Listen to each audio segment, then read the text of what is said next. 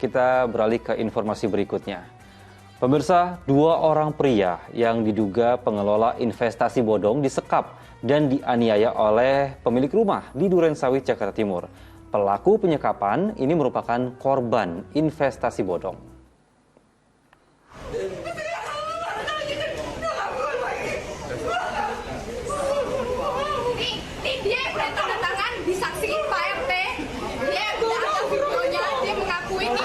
Wanita yang merupakan anggota keluarga pemilik rumah ini histeris saat dua orang pria yang sebelumnya disekap di dalam rumah dibawa oleh petugas dari Polsek Durensawit.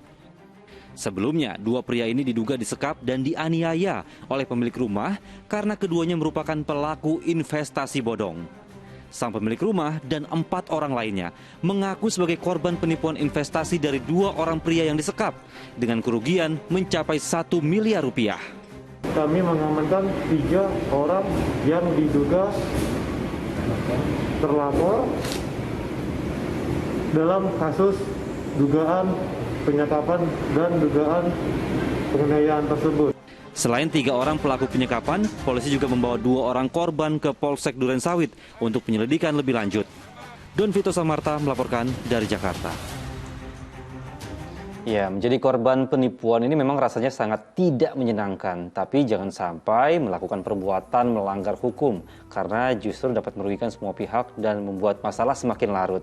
Ya, Ustaz, kalau kita melihat kasus tadi, peristiwa penyekapan terjadi karena mereka ini terbawa emosi. Lalu seperti apa sih, Ustaz, seharusnya kita bersikap ketika menagih utang atau meminta hak kita kembali? Ya, memang kita tahu bahwa Islam adalah dinur rahmah, agama rahmat. Ya. Bahkan saat kita meminta hak kita, ya, sesuatu yang memang sesungguhnya adalah merupakan milik kita, kita masih diperintahkan untuk menempuh cara-cara yang terbaik. Kita juga memahami ya keadaan orang-orang yang misalnya sudah mendapatkan kerugian, apalagi tadi sampai angkanya tuh miliaran, apalagi dalam kondisi ekonomi yang dilanda oleh pandemi begini, kita juga memahami gitu ya. Dan saya setuju tadi dengan Ustadz Dhani Maulana yang menyampaikan bahwa ya ini memang kita harus menagih, tapi ya jangan sampai kita kemudian juga tidak mencerminkan akhlak yang mulia. Ya. Walaupun mungkin mereka mengatakan, nah ini mereka sendiri sudah melakukan kezaliman, maka saya balas juga kezaliman mereka dengan kezaliman yang sama. Ya, dan ya mengingat negara kita adalah negara hukum, ya sebagusnya sepatutnya diserahkan kalau memang sudah dapat orangnya seperti ini, diserahkan ke penegak hukum. Ya, atau kalau memang mau diselesaikan secara kekeluargaan, ini mungkin jauh lebih baik. Kalau begini kan caranya misalnya dia ditangkap oleh polisi, akhirnya malah uang tidak akan kembali. Tapi kalau kemudian dia sudah ada di rumah, kemudian bagaimana nih kelanjutannya ya tentang investasi ini, apakah sanggup mengembalikan ya atau membuat surat perjanjian? Kalau memang sudah tidak sanggup, ya mungkin baru ya kita laporkan ke polisi, tapi jangan kemudian main hakim sendiri, karena kita khawatir juga ada jerat hukum yang kemudian menimpa kita gitu, karena dianggap kita telah melakukan penganiayaan. Ya, dan kita sudah kehilangan uang miliaran, kemudian kita juga terjerat oleh hukum. Nah, ini kan namanya sudah jatuh tertimpa tangga pula gitu. Istilahnya kita mendapatkan 2 kali musibah. Musibah kehilangan uang dalam jumlah yang besar, dan kemudian musibah yang kedua, kalau seandainya dia melaporkan balik telah melakukan perbuatan yang tidak menyenangkan dan lain sebagainya, bla bla bla ya. Akhirnya kita ya akan menjadi sulit sendiri. Betul, Ustaz. Setuju saya dengan argumen Ustaz. Ustaz, kita coba balik posisinya. Seandainya ini ada seseorang yang berhutang atau melakukan penipuan, terus ketika ditagih dia kabur sampai bertahun-tahun kemudian dia bertobat. Nah, ketika dia bertobat, dia ingin mengembalikan, tapi dia kehilangan kontak dengan orang yang memberikan dia hutang, atau orang itu sudah meninggal dunia. Nah, nasibnya di dunia dan di akhirat akan seperti apa, Ustaz? Baik, ya memang kita tahu bahwa syurutut taubah, syarat taubat ya, sebagaimana Imam An-Nawawi di dalam Riyadhus Shalihin mengatakan kalau yang berhubungan dengan Allah syaratnya itu cuma 3. Tapi kalau berhubungan dengan manusia, dengan hakul adami, istilah agamanya, maka ini ada syarat yang keempat, yaitu mendapatkan ridhonya, mendapatkan keikhlasannya, atau kita mengembalikan apa-apa yang sudah kita rampas gitu. Nah, 2 perkara ini kalau orangnya nggak ketemu, kan sekarang bisa di zaman medsos ini dia mengumumkan, ya dia mengumumkan, mencari, itu bagian dari usaha.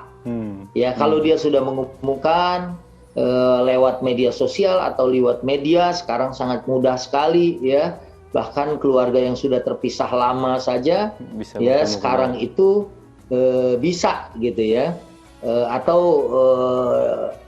bisa dikatakan bisa kembali gitu ya. Nah ini yang pertama. Ya kemudian yang kedua, kalau orangnya sudah meninggal, ya sejumlah uangnya itu bisa kita sedekahkan.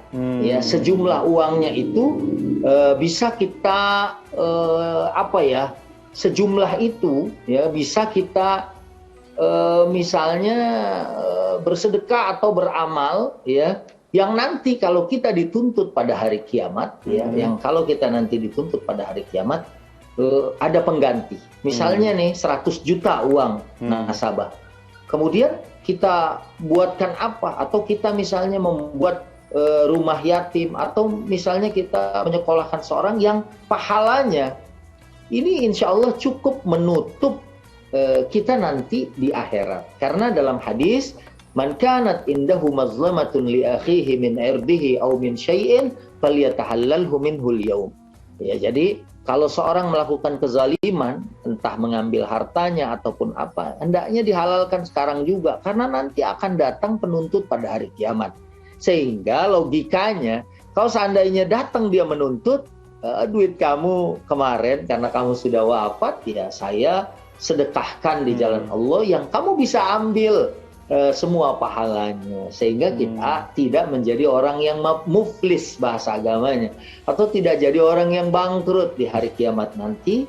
Karena ada orang yang pahalanya banyak tapi karena banyak penuntutnya sehingga dia bukan jadi ahli surga, malah jadi ahli neraka. Betul. Nah, kalau dia misalnya dulu berapa miliar dikembalikan, dibuatkan apa sehingga pahalanya itu nanti kalau datang sang penuntut kita akan berikan itu kepada orang yang menuntut, dan kita tidak akan dilimpahkan dosa dari orang itu sehingga kita bisa selamat. Amin ya rabbal alamin. Amin ya rabbal alamin. Berarti masih ada kesempatan ya Ustaz ya buat orang yang mungkin pernah berhutang terus kabur, terus bertobat, tapi ketika ingin mengembalikan si pemberi hutang justru sudah tidak ada. Baik, alhamdulillah. Terima kasih banyak Ustaz Subki Al-Buguri atas tausiahnya untuk kita semua. Semoga ini bisa memberikan manfaat untuk seluruh pemirsa Al-Jazair dan saya juga sendiri. Terima kasih Ustaz, sehat selalu. Assalamualaikum warahmatullahi wabarakatuh. Waalaikumsalam warahmatullahi wabarakatuh. Baik.